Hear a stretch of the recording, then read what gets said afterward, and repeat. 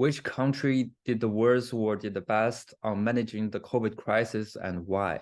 What public management strategies do they use that make it best or worst?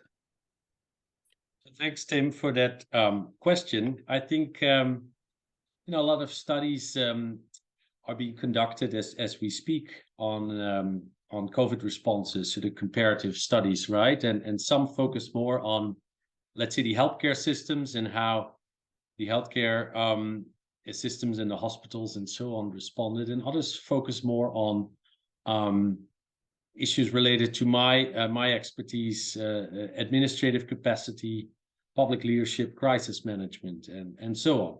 And I think in a way, the jury's still out there, right? I think about two years ago was a lot of debate about sort of, for instance, the Asian versus the Western response, or the response of more authoritarian-led countries versus some more pluralist democratic countries, right? And I think initially, in the first couple of months, the sentiment was, well, those countries that have a more sort of top-down, tightly organized governance system, with a more authoritarian streak and perhaps more law-abiding citizens as well, are clearly doing better, right? So we looked at Singapore, Hong Kong, China, Vietnam, and so on, and later on also, somewhat surprisingly, New Zealand and Australia, right? So often characterized as more sort of Western style democratic countries, but countries who responded really swiftly, but also harshly and in a very top-down way to the pandemic.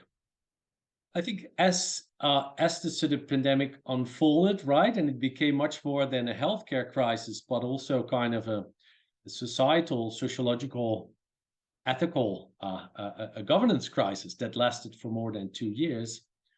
I think there was an interesting debate about whether the sort of very hard clamdowns and lockdowns, which may have prevented, lots of infections and casualties, were actually the best, to respond to your question, the best way to respond to the COVID crisis, because I think we also saw social unrest, unhappy citizens, and perhaps also secondary sort of healthcare impact in terms of psychological stress, burnouts, kids not being able to go to school, and so on and so on, right? So perhaps longer term damage that really haven't come to grips with. I mean, that we can't really measure even today.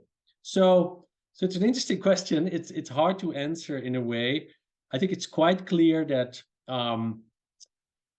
some of the larger countries that were sort of quite hard hit immediately, the US a bit later, Brazil, Italy, right, did not do a very good job in the sense of having an adequate sort of crisis response and having government leaders that also really took the pandemic seriously and communicated consistently to their citizens about the risks and the importance of abiding by the laws and rules. I think longer term, we saw that the sort of usual suspect good governance countries, so the countries that are often in the top 10 of global rankings, New Zealand, Australia, Singapore, Hong Kong, special administrative region, Switzerland, Finland, Sweden, those types of countries that are mostly small, well-developed, rich countries with sort of a very capable autonomous civil service, and a high quality of government, all did fairly well and attempted, I think, to sort of apply a mix of stringent lockdowns and measures and crisis response, but at the same time also looked at, I guess, the legitimacy and the acceptance of certain measures in society and so try to do a bit of a balancing act. your question about, what public management strategies helped or perhaps did not help.